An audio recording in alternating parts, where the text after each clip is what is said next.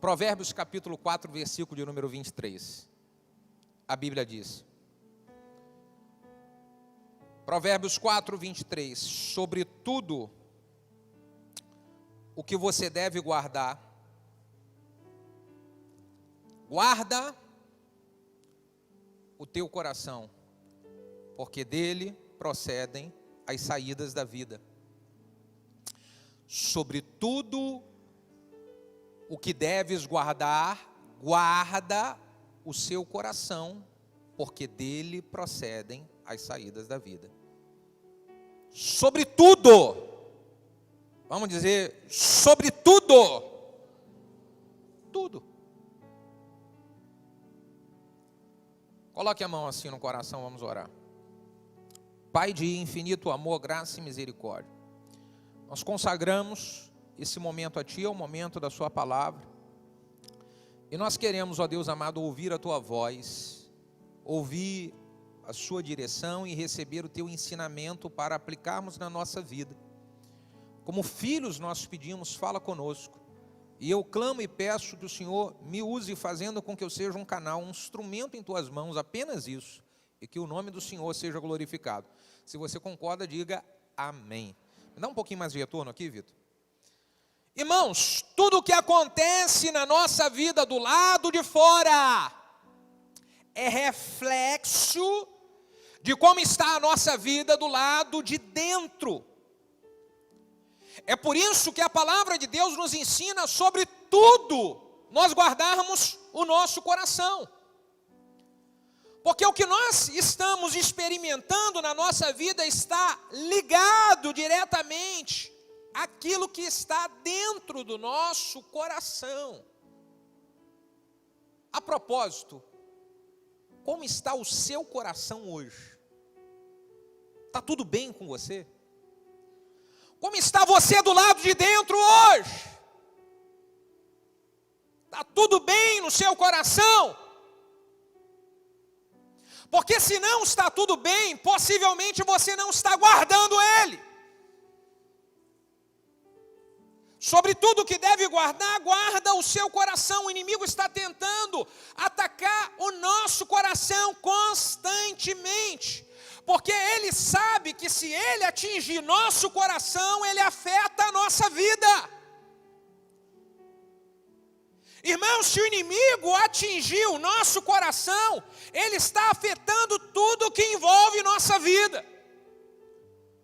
Você pega, e quando você assiste esses filmes de sniper, quando o sniper é o atirador profissional, ele mira 2 lugares para ele abater a sua vítima, ou é na cabeça, ou é no coração. Porque sabe que se acertar o coração da vítima, é fatal. Você entende a importância de nós estarmos guardando o nosso coração? Guardar o nosso coração dos ataques do inimigo. Existem muitas armas que o inimigo usa para tentar atingir o nosso coração, irmão. Muitas armas. Eu vou falar com você sobre 5 armas que o inimigo usa para tentar atingir o nosso coração, para que você fique atento, vigilante e proteja o seu coração disso. Primeira coisa, o inimigo tenta afetar o nosso coração com o desânimo. O desânimo, ele é uma porta aberta para uma série de derrotas que podem acontecer na nossa vida. Precisamos guardar e proteger o nosso coração do desânimo. Pensa comigo, se todo dia o desânimo não tenta bater na sua porta. Então precisamos guardar e proteger o nosso coração do desânimo, porque o desânimo, ele é uma porta aberta para levar você a coisas mais perigosas, como uma depressão, por exemplo. Se o desânimo bateu no seu coração um dia, e você não soube botar para fora esse desânimo ele vai se prolongando, até se transformar numa depressão. E sabe como que eu me protejo do desânimo? Eu preciso ver quais são as áreas que me deixam desanimado. Porque são nessas áreas em que o diabo constantemente vai estar batendo. Ele já sabe, conhece muito bem como que nós ficamos desanimados. Ele conhece as situações que nos desanimam. E ele constantemente vai tentar bater nessa situação. Quando você olha os lutadores de MMA ou qualquer tipo de luta, ele bateu e abriu uma ferida em alguém, então ele já sabe, eu vou continuar batendo naquela ferida, ali é o ponto fraco dele. Se eu continuar batendo, eu derrubo. Assim é o diabo quando ele encontra a situação ou a área em que sempre nos deixa desanimado. E como é que eu faço, pastor, então, para eu lidar com isso? Porque é verdade, sempre é na mesma área, sempre é com a mesma situação, sempre é com a mesma coisa que isso me faz mal, isso me entristece, isso me rouba as energias, sempre é a mesma área. Então como é que eu faço para lidar com isso? Eu preciso confundir o meu inimigo. Como que eu vou confundir o meu inimigo? Quando ele vier para me desanimar nessa área, eu falo assim, hoje não, meu filho, hoje não vai dar. Ele veio naquela mesma situação que te desanimou o ano inteiro, que já vem te desanimando já há anos. Quando ele vier, você vai falar assim, aleluia. Ele vai estar doido ele? Ela endoideceu. E agora? Por onde que eu vou entrar para desanimar ela de novo? Você confunde o inimigo. Precisamos guardar o nosso coração, irmão, do desânimo. Eu não posso dar oportunidade para que o inimigo todo dia venha na mesma área. Sempre a mesma situação, é a minha decepçãozinha. Eu decepcionei com as amigas no trabalho. Decepcionei com alguns parentes, decepcionei com alguns irmãos da igreja, isso me fere. Aí o diabo vai sempre fazer essas situações se repetirem, sempre na mesma área. Porque eu estava com expectativa de que iriam fazer isso e não fizeram. Então o diabo sempre vai atacar você no desânimo nessa área. Você vai desenvolver expectativa em alguma coisa, e essa expectativa que você lançou não vai acontecer. E ele vai trabalhar o desânimo nessa área. Eu pensei tanto que fossem me agradecer, pensei que fossem reconhecer o que eu fiz, pensei que fossem falar. O diabo já entendeu que você desanima assim. Então toda hora ele vai colocar à sua volta situações semelhantes. E aí isso entra no seu coração como uma flecha. E te desanima. De novo. E te desanima de novo. E te desanima de novo. Guarde o seu coração do desânimo. Confunda o inimigo. Não deixe ele saber quais são as situações que te entristecem. Não deixa, confunda, deixa ele doido. A segunda arma que o inimigo usa para atacar e atingir o nosso coração é a ira e a raiva. Ele tenta flechar o nosso coração, nos fazendo ficar com raiva de algumas situações, com raiva até mesmo de algumas pessoas. Então ele atinge o nosso coração, nos faz ficar com raiva, e aí a raiva, ela puxa a ira. São duas coisas que trabalham juntas. A raiva, ela afeta o nosso coração de uma maneira mais prolongada. A ira, ela manifesta rápido, agora. A raiva vai prolongando. Uma pessoa consegue ficar com raiva vários dias, semanas, meses e até anos. E essa raiva prolongada, em algumas situações, ela se manifesta na ira. Pá! Você quer ver? Eu vou mostrar um exemplo.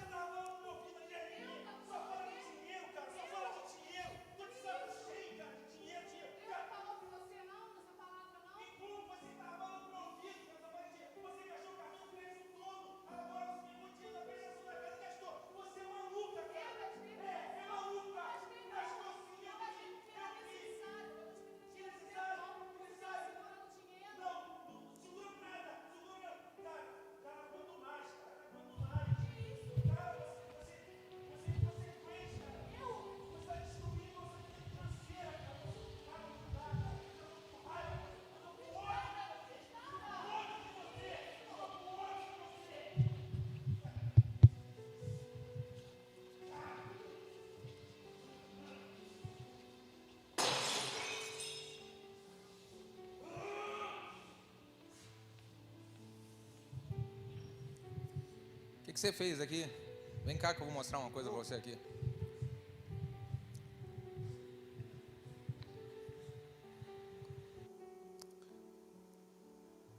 Tá vendo esse espelho bonitão aqui que estava na sua casa? Conserta ele. Como? Já era, pastor. Bota no lugar.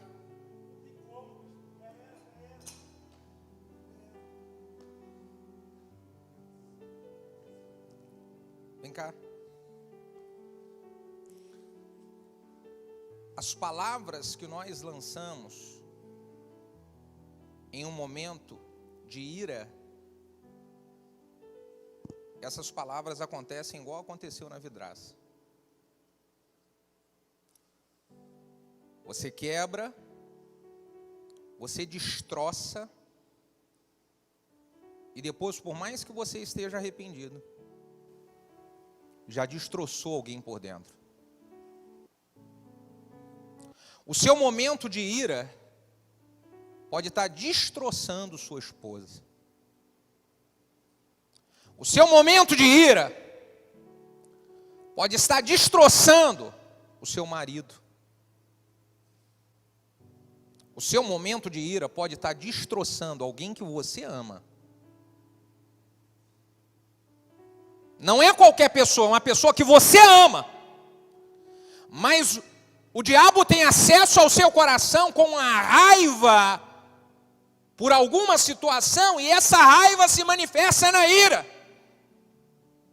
E quando você manifesta a ira, você destroça alguma coisa. Que não vai demorar muito. Você vai se arrepender.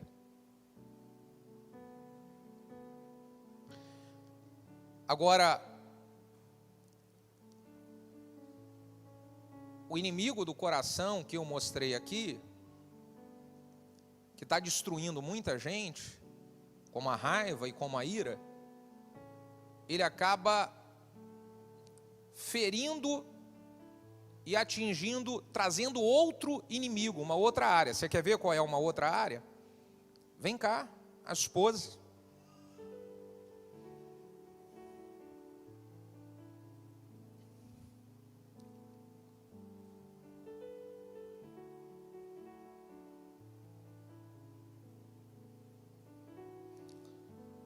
Você sabe que quando ele permite o coração dele ser afetado pela raiva e pela ira, e ele manifesta a ira, ele atinge o coração de uma outra pessoa à sua volta com uma outra arma do inimigo. E essa arma chama-se ofensa. Essa esposa está muito ofendida. Essa esposa ficou profundamente machucada. E se ela permitir essa ofensa que ela sofreu atingir o coração dela, isso também vai destruir ela.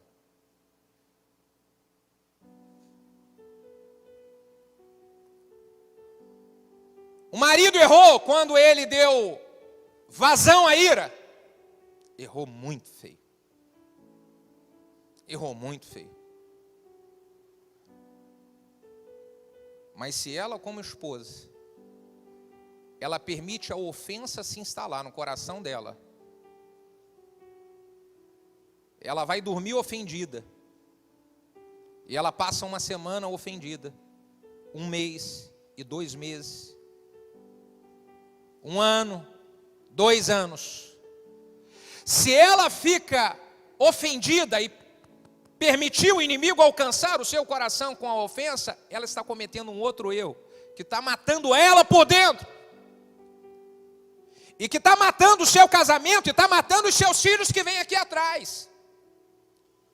Um erro, ele não justifica outro erro, você está me entendendo? Nós precisamos proteger o nosso coração da ofensa, porque existem muitos casais que eles estão agonizando, porque permitiram em algum momento a ofensa entrar.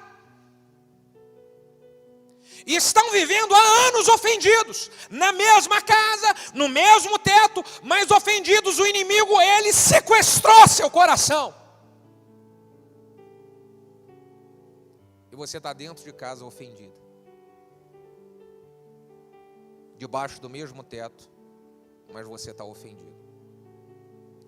Dormindo na mesma cama, mas ofendido. Não soube guardar e proteger seu coração da ofensa. Você sabe qual é um dos grandes perigos da ofensa, desse ataque da ofensa? É porque a ofensa, ela, na grande maioria das vezes, ela tem uma justificativa plausível. Na ofensa, eu sou vítima. E como eu sou vítima, puxa, coitado de mim. Foi muito mal o que ele fez, foi muito mal o que ela fez. É verdade, foi mal, foi ruim. Mas isso não justifica você deixar o diabo aprisionar seu coração. Isso não justifica você deixar o inimigo entrar no seu coração, você me entende?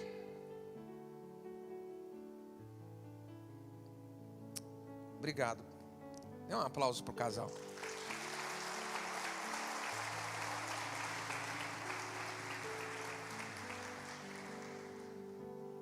Só porque você foi tratado injustamente por alguém, isso não justifica você ficar ofendido. Porque se você ficar ofendido, você acaba abrindo portas, quando você fica ofendido, para uma série de ataques do diabo, um atrás do outro.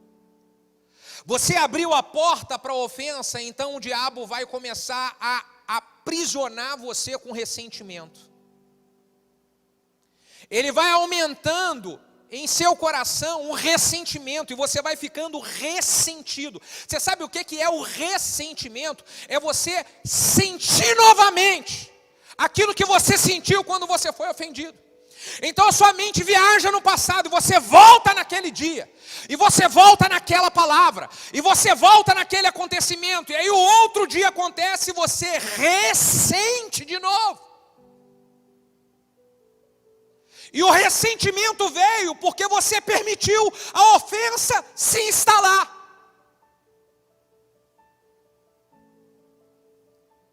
Então abre-se a porta para o ressentimento, abre-se a porta para o ódio. Tem gente que está convivendo debaixo do mesmo teto, mas tem ódio no coração. Ódio no coração. Está com ódio. O ódio chama um outro inimigo chamado vingança. A pessoa fica com sangue na boca querendo vingança e tentando armar alguma situação para vingança. E muitas vezes, quando não consegue a questão da vingança, ela vai sentindo dor, porque ela quer vingar, mas ela não consegue. Então aquilo vai aumentando dentro dela. Aquilo vai aumentando, o sentimento de vingança se transforma em dor.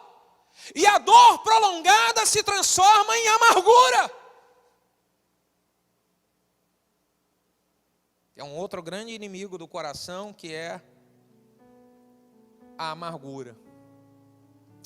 Um coração amargurado é um coração que foi ferido e não foi curado. Quando você vê uma pessoa amargurada, essa pessoa amargurada, ela foi ferida em algum momento e ela não permitiu o seu coração ser curado dessa ferida. A pessoa amargurada é aquela pessoa que ela está com hemorragia na sua alma. A sua alma sangra. E o problema é que a alma que sangra, ela derrama sangue nas pessoas que estão à sua volta. Quem está com hemorragia na alma sangra sobre todo mundo que se aproxima. É por isso que a Bíblia diz: guarda o seu coração, porque dele procedem as saídas da vida. Guarda o seu coração, porque isso afeta toda a sua vida. Sabe o que é que A Bíblia nos ensina em Hebreus, capítulo 12, versículo 15, a respeito da amargura. Diz aqui o texto: tenham o cuidado de que ninguém se prive da graça de Deus, e que nenhuma raiz de amargura brotando vos perturbe, e por ela muitos se contaminem. A Bíblia está dizendo: guarde o seu coração desse inimigo chamado amargura, porque se brotar uma raiz de amargura no seu coração, isso vai te perturbar. Está dizendo para que essa raiz não vos perturbe. Gente, uma pessoa amargurada é terrível. Uma pessoa amargurada, ela além de derramar sangue, sair ferindo todo mundo que está à sua volta, ela está ferindo ela mesma. Ela está machucando a ela mesma. Uma pessoa amargurada, a amargura, ela entra no coração e ela se espalha para todo o corpo. A amargura entra no seu coração e começa a se manifestar em enfermidades físicas. Uma pessoa amargurada, ela começa a ter ferida na pele que ela não sabe de onde está surgindo. Uma pessoa amargurada, ela começa a ter dores nas juntas e no corpo, e ela não sabe explicar de onde que é aquilo. Tudo isso foi uma raiz de amargura. Uma pessoa amargurada, ela tem grande possibilidade de adquirir um tumor maligno. Você está entendendo como é que a Bíblia, ela nos ensina a respeito das verdades da vida, irmão? Você está entendendo o que é que a Bíblia, ela nos ensina a respeito de amargura? Olha, cuidado, porque se uma raiz de amargura, ela brotar no seu coração, isso vai te perturbar. E uma outra coisa muito perigosa, é de que além da raiz de amargura perturbar a gente, ela pode contaminar muitas pessoas. Uma raiz de amargura, não vos perturbe, e por ela muitos sejam contaminados. Uma pessoa amargurada, ela tenta levar os outros a se amargurarem também. Então nós precisamos tomar muito cuidado para que, quando uma pessoa amargurada, ela se aproxima de nós, para que essa pessoa, ela não nos contamine com a sua amargura. Para que ela não nos contamine com os seus ressentimentos e com as suas feridas, com que o sangue dela não venha ser derramado e me fazer sangrar também.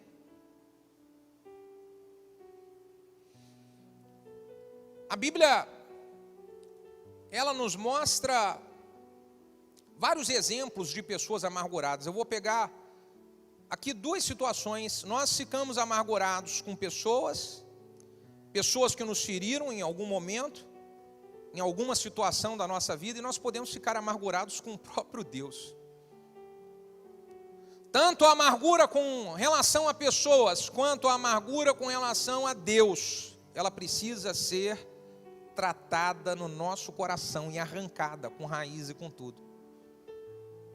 Um exemplo aqui do casal: se a esposa não trata isso, ela fica amargurada.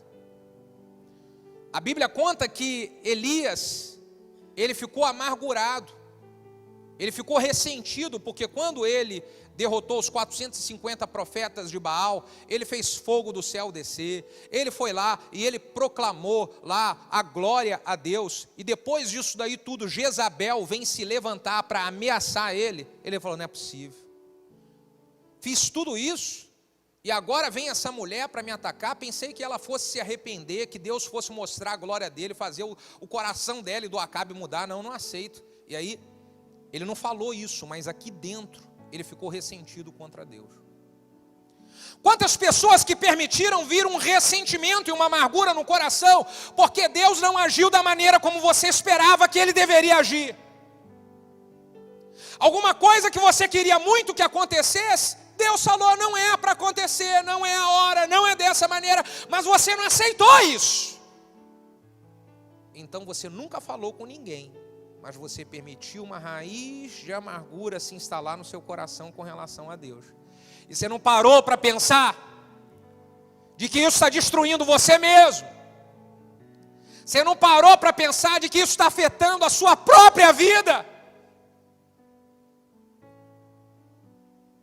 Então é por isso que nós precisamos guardar o nosso coração da amargura. É a ferida dentro. Sabe, a Bíblia, ela nos mostra lá no Antigo Testamento os sacerdotes que não podiam ministrar diante de Deus se eles tivessem qualquer tipo de ferida. Porque qualquer tipo de ferida em um sacerdote atrapalhava ele no momento de conexão dele com Deus. Então não podia, qualquer sacerdote que tivesse alguma ferida, ele ficava um tempo afastado até que isso fosse resolvido, para depois voltar para ministrar diante de Deus. A Bíblia diz lá em 1 de Pedro, capítulo 2, versículo 9, que nós somos os sacerdotes de Deus hoje. Nós somos ministros e sacerdotes, e por isso, se nós estivermos com o nosso coração ferido com a amargura, nós não conseguimos ter conexão com o Pai. Não conseguimos. Então a gente tem que tratar e proteger o nosso coração da amargura. Eu não vou ficar ofendido e nem deixar a amargura criar raiz dentro de mim. Você sabe um princípio que eu tenho utilizado para mim, que eu quero ensinar para você, e está me fazendo muito bem, viu, irmão? Mas muito bem mesmo. Posso ensinar para você? Diga aleluia. Eu estou colocando isso na minha cabeça aqui, ó, todo dia, eu fixo na minha cabeça e no meu coração, na minha cabeça e no meu coração. Sabe qual é o princípio? Ninguém me deve nada. Ninguém. Pô, pastor, mas você fez isso por fulano, você fez isso. Pastor, mas você fez aquilo. Você viu o que a pessoa fez? Querido, ninguém me deve nada. Por quê? Porque eu quero proteger o meu coração da amargura. Tudo que eu faço para Deus e para a glória de Deus. Ninguém me deve nada.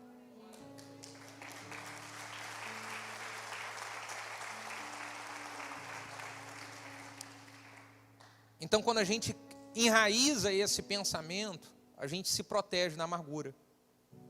Quando alguém fez alguma coisa contra você, você fala, tranquilo. Nossa, mas... Interessante que uma pessoa amargurada, ela vai querer contaminar você com a amargura. Ela fala assim, nossa, mas que injustiça que fizeram com você. Não. Sério? Ai, é muita maldade isso. É isso aí que a gente tem que fazer, se posicionar e dizer, estou muito bem. Sabe por quê? Ninguém me deve nada.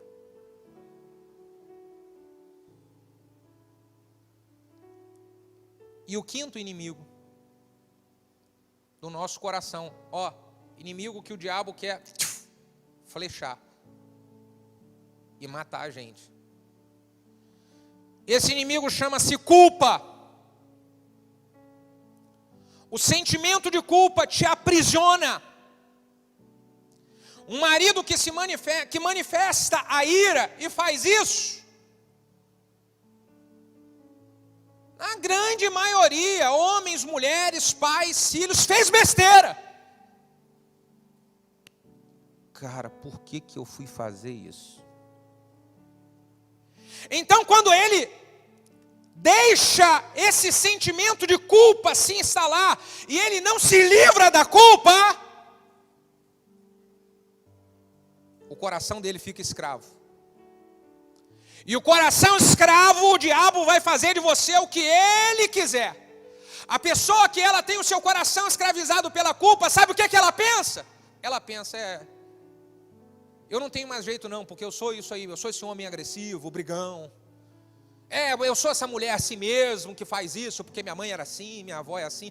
Se o homem e a mulher, ele ficar aprisionado e foi atingido no coração pela culpa, ele começa a acreditar nas mentiras do diabo. E ele começa a achar de que ele é aquele homem mesmo que não presta, ela é aquela mulher que não presta, ele não vale nada. E aí se instala a famosa síndrome da Gabriela. Eu vivi assim, vou ficar assim, vou morrer assim. E tudo isso começou como? Com a culpa. Então o diabo quer aprisionar homens e mulheres com a culpa. Ele faz você focar nesse sentimento de culpa, porque aí você não busca melhora. Porque aí você não busca mudança. Você acha, não, eu sou isso mesmo, sou tudo isso de ruim. E você fica focado nisso, aí você não vai querer melhorar nunca. E porque você não vai querer melhorar nunca, o diabo tomou seu coração. O inimigo entrou nele e está destruindo sua vida. Tá, pastor, como é que eu protejo o meu coração do inimigo, do sentimento de culpa? Eu protejo o meu coração do sentimento da culpa fazendo 4 coisas. Número 1, se eu quero proteger o meu coração da culpa, eu preciso me arrepender daquilo de errado que eu fiz. Me arrepender verdadeiramente não é remorso, é me arrepender. E arrependimento é eu tomar uma direção contrária.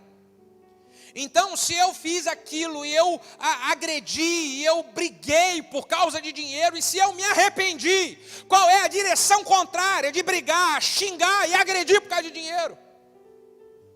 Me arrepender é falar, eu não vou mais, vai vir aqui um nó na minha garganta, eu vou ficar, vai me dar arrepio, mas eu não vou mais. É eu tomar uma direção contrária. Eu fiz uma besteira, me envolvi em pornografia, me envolvi em coisa errada no trabalho, peguei o que não era para pegar, meu Deus, então eu vou tomar pavor disso. Me arrepender é eu virar e tomar uma direção contrária daquela que eu fiz, que eu sei que não foi bom para mim. Então eu vou tomar uma direção, eu vou virar para aquilo. Você vence a culpa com o número 1, arrependimento. Você vence a culpa, número 2, quando você ora pedindo para Deus ajuda. Então você se arrepende e fala, Deus, eu não quero mais. Você já orou para Deus e falou, Deus, eu não quero mais brigar com a minha esposa por causa disso. Eu já orei muitas vezes. E falei, Deus, eu não quero mais ficar mal, triste com a minha esposa, brigar com ela por causa desses assuntos. Eu não quero, Deus me ajuda, tira isso de mim. Eu já orei, você já orou assim? Você já orou pedindo, Deus, me livra e me tira desse tom agressivo que eu falo com as pessoas. Ó Deus, me ajuda e tira de mim esse desejo de fazer rolo, de fazer negócio sujo. Deus, tira de mim esse desejo de estar envolvido com pornografia. Você já orou? Pedindo para Deus ajuda? Número 1, arrependimento. Número 2, orar pedindo para Deus ajuda.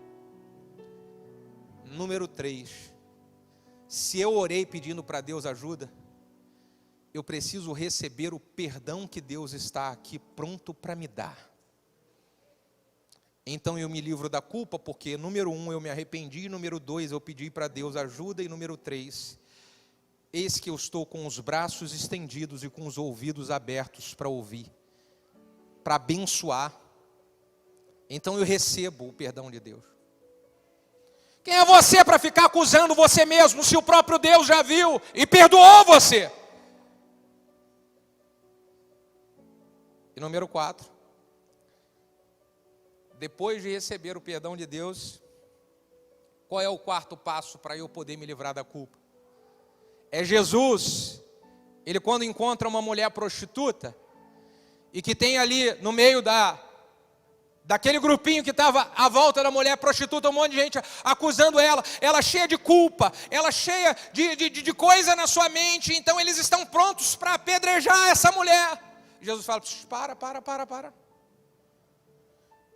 E ele vai para aquela mulher e fala para aquela mulher, cadê o seu marido? Ela fala, eu não tenho marido. Jesus fala, eu sei, está tudo ruim na sua vida, né? Você já teve um montão, né? Os acusadores foram embora, Senhor. Pois é. Eu também não te acuso, eu te perdoo, mas eu tenho uma direção para você. Vá e não peques mais. Vá e não peques mais. Quer se livrar da culpa? Se arrependa. Peça ajuda a Deus. Receba o perdão de Deus. E vá. E não peques mais. Dê um aplauso ao Senhor.